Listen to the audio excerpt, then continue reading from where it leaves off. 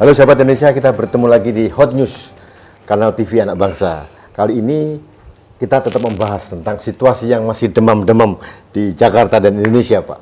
Tentang bermula dari kedatangan seorang Rizik Syihab, kemudian menimbulkan banyak kegaduhan, dan kemudian ada respon yang luar biasa dari TNI, terutama di Kodam Jaya. Nah, untuk membahas hal ini, saya akan berdiskusi dengan Bapak Marsikal Muda TNI Purnawirawan Peter Batimena. Beliau adalah pembina di organisasi masyarakat Elang Indonesia Maju. Pak Peter, ini negara kita lagi hangat-hangat ini, Pak. Nah, kemarin masyarakat Indonesia sangat berbesar hati pada saat Pak Dudung melakukan tindakan tegas, Pak Pangdam Jaya ini. Tapi ternyata beberapa hari kemudian serangan ke TNI begitu masif, Pak. Bahwa ini bukan tugas TNI dan sebagainya. Bagaimana menurut Bapak? Mas Rudi, saya mencoba melihat masalah ini dari aspek landasan hukum. Iya. Jadi kalau kita lihat secara langsung bagaimana sikap dari Pangdam Jaya dalam hal ini, yang beliau begitu tegas dan Pak, ya? beliau sudah begitu kelihatannya sangat marah sebenarnya, mungkin karena beliau melihat ada sesuatu yang tidak pas terjadi, khususnya di wilayah tanggung jawab beliau, Jakarta. Hal ini bisa dilihat bagaimana beliau yang saat ini beliau sebagai Pangdam itu, beliau itu adalah sebagai komandan garnisun, komandan garnisun untuk Jakarta, ibu kota, di mana beliau tuh bertanggung jawab terhadap segala sesuatu yang terkait dengan tugas pokok TNI dalam hal ini, di mana beliau tentunya saja sebagai anggota forum komunikasi pimpinan daerah, beliau pasti melakukan analisa situasi yang terjadi ini, baik itu ancamannya, hambatannya, gangguan, ya, dan tantangannya juga itu pasti beliau melakukan suatu analisa, dan ini dilakukan oleh stafnya beliau melalui staf intelijen tentu saja. Yeah. Jadi beliau pasti mengikuti perkembangan situasi ini pasca kepulangan Rizik Syihab ke Indonesia. Yeah. Disinilah kelihatannya beliau melihat bahwa banyak hal-hal yang beliau lihat semua merupakan pelanggaran terhadap undang-undang, pelanggaran terhadap peraturan yang ada. Yeah. Mari kita lihat, Pak, kembali kepada undang-undang TNI. Banyak orang melihat bahwa mengapa Pangdam ini harus ikut cawe-cawe untuk menurunkan baliho seperti yang nggak ada kerjaan. Ini kan tugasnya Satpol PP, tugasnya Polri. Artinya bukan tugasnya TNI. Coba kita kembali lihat landasan hukumnya, Pak. Dalam Undang-Undang TNI, yaitu Undang-Undang Nomor 34 tahun 2004 tentang TNI, Pak. Pasal 7 itu ada terkait dengan masalah tugas pokok TNI. Di situ ada dua, yaitu yang mengatakan bahwa selain melaksanakan operasi perang dan juga melaksanakan operasi selain perang, di situ ada 14 macam tugas yang dilakukan. Di antaranya, mari kita lihat di sini. Di antaranya itu adalah satu, bahwa TNI bertugas untuk memberdayakan wilayah pertahanan dengan seluruh kekuatannya dan mempersiapkan seluruh kekuatannya secara dini. Okay. Ya, pemberdayaan wilayah, Pak. Yeah, okay. Kemudian yang kedua, membantu pemerintah daerah. Okay. Dan yang ketiga adalah membantu Polri, kepolisian dalam hal ini, dalam Kamtipmas, keamanan dan ketertiban masyarakat. Jadi kita lihat apa yang dilakukan Pangdam Jaya ini sudah on the track. Itu pendapat saya, dan memang itulah yang sesuai dengan yang harus dilakukan, Pak. Ya. Pada kenyataannya memang, Pak, kami mayoritas rakyat Jakarta sangat menyambut gembira dengan keberanian Pangdam itu, karena mohon maaf ini baliho yang begitu banyak itu sudah, mohon maaf ini istilahnya mengotori ruang publik sebetulnya, dan tidak ada keberanian dari Pemda waktu itu untuk menurunkan gitu. Nah, oke, Pak Peter sebagai mantan militer nih, Pak, 32 tahun, 33 tahun di militer. Apakah tindakan seorang Pangdam, ya Pangdam dalam hal ini tuh biasanya dilakukan oleh pertimbangan beliau dan stafnya beliau, atau memang ada instruksi dari Panglima TNI atau Kasat begitu Pak? Mas Rudi, bahwa tugas seorang Panglima dalam hal ini Pangdam, Pak, beliau pasti ada yang namanya petunjuk perencanaan Oke. di dalam melaksanakan tugas pokok sebagai Pangdam.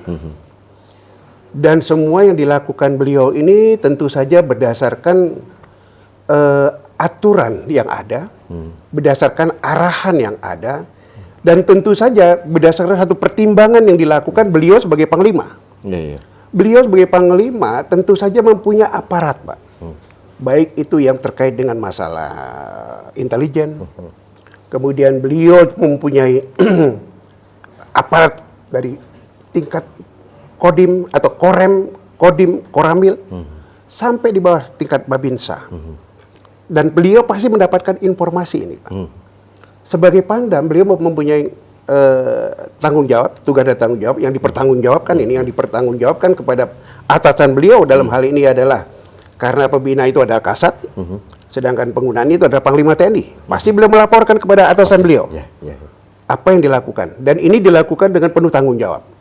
Sebagai Pangdam pasti beliau melakukan ini dengan satu kalkulasi, kalkulasi yang terbaik tentu saja untuk menangani situasi yang ada. Dan tidak mungkin Pangdam itu melakukan itu tanpa melakukan koordinasi dengan pihak terkait dalam hal ini Polri dan pemerintah daerah. Pak Peter, kalau kita melihat dalam peristiwa kemarin itu beberapa hari sebelumnya itu kan Panglima TNI dengan didukung oleh beberapa komandan pasukan elit TNI waktu itu membuat statement yang sangat tegas gitu. Apakah apa yang dilakukan Pak Pangdam Jaya ini terkait dengan hal itu mungkin Pak? Itu pasti, itu pasti. Saya yakin bahwa arahan Panglima TNI ini bukan untuk Pangdam Jaya, Pak. Artinya untuk seluruh jajaran TNI tentunya. Jadi itu artinya bahwa untuk seluruh TNI dan jajarannya itu agar mewaspadai perkembangan situasi politik dan keamanan yang ada di daerahnya, melaksanakan tugas sesuai dengan tanggung jawab dan ketentuan yang ada, Pak, agar supaya prajurit di lapangan ini juga paham akan tugasnya, Pak. Setiap gerakan, setiap pelibatan TNI pasti berdasarkan politik, keputusan dan kebijakan politik negara. Mari kita lihat, Pak. Satu, bencana alam. Kedua, kebakaran hutan, ya Pak. Mendukung kegiatan-kegiatan yang di daerah, misalnya. Pembersihan Sungai Citarum. Termasuk pembersihan Sungai Citarum. Pak Peter, ada fenomena menarik, Pak. Pada saat tanggal 14 November waktu itu, pada saat ada hajatan mantunya anaknya Rizik Syihab, yang membuat kami kecewa itu ternyata Satgas COVID-19 pimpinan Pak Doni Monardo malah memberikan bantuan masker 20.000 kalau nggak salah dengan hand sanitizer. Nah, ini menjadi polemik besar. Hari ini kita dapat kabar baru, Pak. Ternyata Satgas juga di bawah Pak Doni ini memberikan bantuan swab buat warga yang berkerumun ini. Ada pertanyaan yang menarik. Warga yang lain kok nggak dapat bantuan swab gratis, Pak? Kenapa ini ada perkecualian mendapatkan swab gratis? Menurut Bapak harus seperti apa ini? Apa yang terjadi di negeri ini? Baik, Mas Rudi. Jadi gini, BNPB dalam hal ini sebagai Satgas COVID-19 yang dipimpin oleh Pak Doni Monardo, ini mungkin melihatnya itu bahwa pada saat kejadian tanggal 14 itu, ini sudah terjadi kerumunan manusia yang sudah sekian banyak tanpa adanya satu upaya yang dilakukan lebih awal, yaitu untuk melakukan pemberitahuan untuk menjaga jarak, memakai masker, cuci tangan dan sebagainya. Itu mungkin tidak terjadi atau mungkin tidak dilakukan secara benar. Dan beliau ini mengambil langkah-langkah melihat bahwa kalau tidak diberikan, ini lebih parah lagi nanti hasilnya. Mungkin pendekatan beliau seperti itu. Jadi kita melihat positifnya dulu, Pak. Positifnya bahwa ada dilakukan oleh Ketua Satgas ini dalam hal ini Pak Doni untuk melakukan dalam upaya preventif Ya sudah terjadi, Pak. Ya, mohon maaf Pak, saya agak saya luruskan. Statement Pak Doni ingin membantu 20.000 masker itu dilakukan 1 hari sebelumnya. Artinya bukan dalam hal pada saat malam itu. Oke. Artinya ada rencana kami akan membantu 20.000 akan. Artinya 1 hari kalau nggak salah tanggal 13 November waktu itu. Artinya bukan untuk preventif menurut saya Pak. Iya. Nah ini sebetulnya kan kalau beliau sebagai ketua Satgas yang selalu sering banget di media TV untuk menjaga jarak, social distancing lah segala macam. Kenapa membiarkan justru memberikan bantuan? Dan hari ini juga ada perlakuan istimewa lagi gitu loh Pak. Mohon maaf Pak Peter, ini akan menimbulkan diskriminasi buat masyarakat karena beberapa orang di bawah ini Pak sangat membutuhkan itu dan harus bayar. Nilainya juga cukup mahal Pak. Kalau rapid mungkin murah. Ini swab ini kan luar biasa. Mahal. Kira-kira menurut Bapak apa yang terjadi Pak dengan pertimbangan apa yang membuat Pak pemerintah itu melakukan hal itu? Di sini Pak, kalau kita lihat organisasi di dalam Satgas ini Pak ya. Sebenarnya Pak Doni ini kan tidak berdiri sendiri. Ada Pak Doni itu melakukan itu tentu saja melakukan koordinasi dengan rekan atau pemimpin atau di dalam organisasi itu kan ada pemimpin, ada anak buah.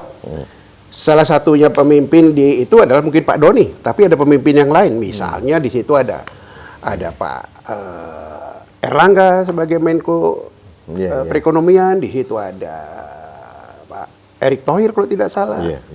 Dan saya kira mungkin sudah dilakukan koordinasi dengan beliau-beliau itu.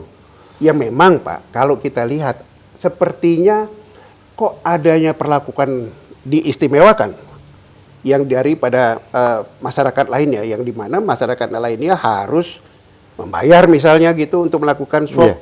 Dari awal Bapak, ini anak saya datang dari luar negeri Pak, harus 14 hari isolasi mandiri. Ini tidak dilakukan rombongannya Rizik Syihab. Dengan rentetan perlakuan istimewa ini membuat masyarakat umum itu agak bertanya-tanya ini misalnya. Ini agak sedikit kontraproduktif dengan langkah tegas dari TNI Pak. Ini yang terjadi. Ini yang kami melihat Pak ya, bahwa TNI sudah melakukan on the track ini, melakukan baliho dan itu disambut dengan sukacita oleh masyarakat karena merasa selama ini pemerintah tidak berdaya begitu. Nah sekarang ada langkah yang kontraproduktif malah justru diberikan swab gitu loh. Ini yang membuat kita kadang-kadang bertanya, ini ada apa ya di koordinasi antar pemerintahan kok kerasa sinkron. Jujur aja Pak, kami merasa ini, Bapak kalau lihat di Pangdam, di kantor Pak, apa namanya? BNPB? Bukan, di Kodam Di Jaya, Kodam Jaya. itu rentetan bunga atau berapa kilo panjangnya. Dukungan dari masyarakat. Karena rakyat Indonesia, terutama di Jakarta, sangat mendukung. Nah, kalau seperti ini terjadi Pak, apakah ini nggak mencederai upaya keras yang dilakukan oleh Pak Dudung dan kawan-kawan ini Pak? Menurut Bapak gimana sebenarnya? Saya sependapat dengan Mas Rudi bahwa inilah yang menimbulkan sepertinya kecemburuan sosial. Ada perlakuan yang berbeda. Dan ini kalau menurut saya Pak, melihatnya di sini bahwa pemerintah daerah khususnya dalam hal ini Pak ya. Mari kita kembalikan kepada pemerintah daerah yang bertanggung jawab. Ini kan urusannya DKI kan Pak. Jadi bagaimana pemerintah daerah ini untuk bisa menjelaskan mengapa ini hari ini dilakukan. Kalau tidak dijelaskan ini dilakukan, tentu saja kita akan merasa kenapa ada perbedaan perlakuan untuk kelompoknya Rizik Syihab ini diberikan swab gratis. Harus ada penjelasan Pak. Harus ada penjelasan. Saya kira kita tunggu aja Pak. Kita dari Pak Doni Munardo. Pak Doni Munardo yang tentu saja sudah berkoordinasi. Mereka kan Forkomindo ini kan ada koordinasi ya Pak. Pasti ada koordinasi dengan gubernur, dengan Polda, dengan juga dengan Satgas yang lain yang terkait.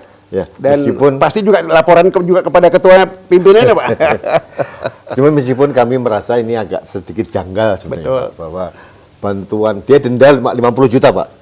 50 juta denda, tapi yang diberikan kepada Rizik Syihab itu ratusan juta nilai masker. Dan Bapak mungkin ini informasi saja, satu orang terpapar COVID, negara harus mengeluarkan dana 80 juta per orang. Minimum Pak. Minimum. Nah ini kalau 10 orang 800 juta, kalau 100 orang 8 miliar. Nah seperti inilah Pak. Jadi ada beberapa hal yang harusnya Satgas ini mencegah sebetulnya. Ini harapan kami Pak. Setuju. Harusnya mereka memperlakukan yang sama kepada rakyat yang lain. Ini di sisi lain Satpol PP kan sering banget Pak masker Iya. ada yang di mobil Ada operasi. Ya, ada operasi masker sampai dokter saja Pak di mobil Iya. karena dia pengap sepanjang hari pakai masker Dibuka. dihukum juga untuk nyapu dokter Iya. padahal. Satpol PP tidak ada pandang bulu dan kita bahagia ketegasan Satpol PP tapi kan runtuh semuanya karena perlakuan istimewa ini Pak. Betul, betul, Jadi Pak. memang benar tadi Bapak bilang harus ada Pak ya, harus ada penjelasan dari Penjelasan dari pemerintah, Ya. Pak. Saya kira itu Pak Master. Terima kasih. Pak Peter. Terima kasih, Mas waktunya. Rudi. Ya. Ya. Sahabat Indonesia, demikian penjelasan dari Pak Marsikal Muda TNI Purnawirawan Peter Wadimena. Beliau banyak memberikan gambaran. Yang pertama beliau mendukung langkah tegas dari Pak Dudung. Itu langkah yang on the track sesuai dengan tugas pokok dari TNI, sesuai dengan Undang-Undang TNI nomor 34 ya Pak ya. Nomor 34 tahun 2004, Pak. Yang kedua, menyangkut fenomena tentang perlakuan istimewa kepada Rizik Syihab dan kelompoknya, Pak Peter menyarankan untuk ada penjelasan dari pemerintah dalam Satgas COVID-19, mengapa ini dilakukan supaya tidak terjadi rasa diskriminasi dari masyarakat yang lain. Begitu Pak? Begitu, Pak. Ya. Terima kasih sahabat Indonesia, demikian Hot News kali ini, mudah-mudahan bermanfaat untuk semuanya. Sampai ketemu lagi di Hot News berikutnya. Sampai jumpa. Sampai jumpa.